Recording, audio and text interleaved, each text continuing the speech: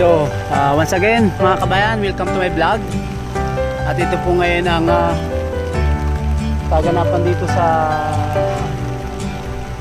amin sa likod bahay. At ito, mga dapaan na naman yung mga mangga. Ayan mga kabayan, dapa doon. So, ito, dapa itong mangga dito. Ayan. Ayan, dapa lahat yung mangga dito.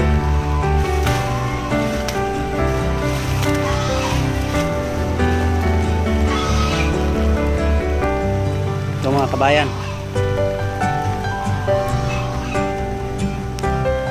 Ayan. Dapa ang mga mangga.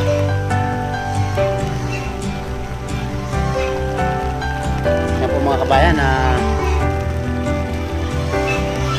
tatlong sunod na bagyo ang dumaan dito sa Tarlac. Ito yung pinakahuli po ang medyo malakas. Ayan, dapa lahat ng mangga dito sa amin. So, punta po tayo dito sa gawin dito. Tingnan po natin.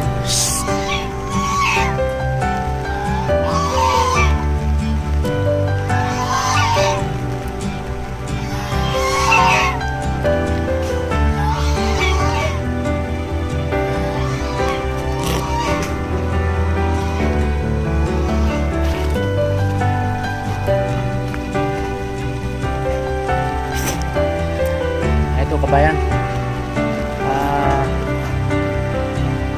dapa ang mangga, bagsak ang kubo.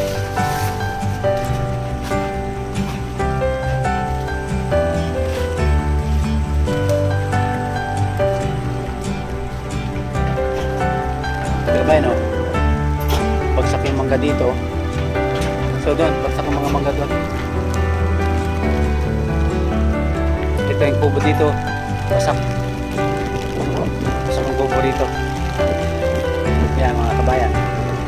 So yung mahogani doon, bagsak ang mahogani, o bagsak yung mangga dito. So bagsak yung kubo namin dito. So yung iniwan. Ayan, bagsak ang mga mangga dito sa likod. Ito mga kabayan, bagsak ang mga mangga. Ayan, halos ano po mga kabayan. Tumayo muna tayo dito sa part 3 ito. So paano naman tayo makabawi nito? Ito, bagsak itong mga galit dito sa kamangga. Bumaliktad ito.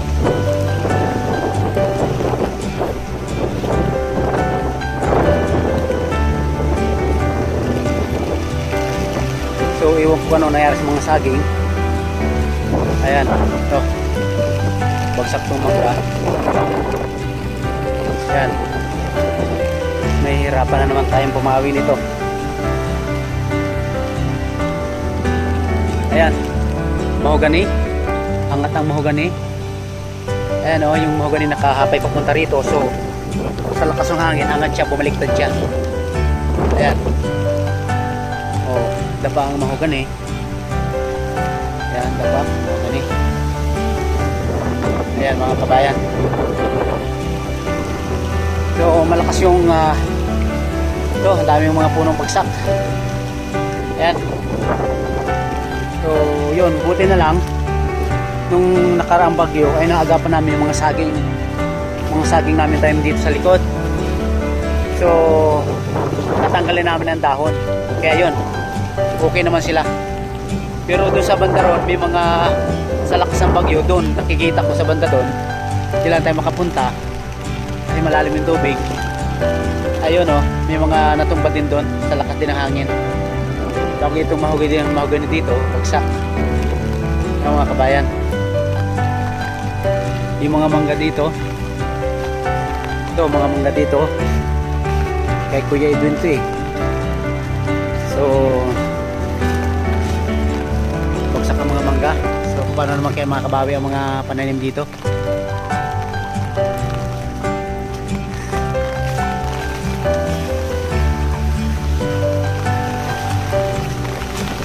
Ayan mga kabayan, oh. Tingnan mo naman ang mga puno.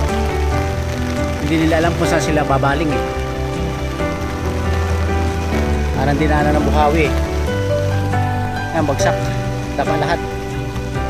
Paano naman kaya itong mag-uumpisa? Paano naman tayo kaya mag-uumpisa nito? Nakakalungkot namang pagdumasda ng mga pananim. Ayan, yung mga pinaghirapan natin ng mahabang panahon, ito ang nangyari ngayon. Sabang na naman. Ayan mga kabayan,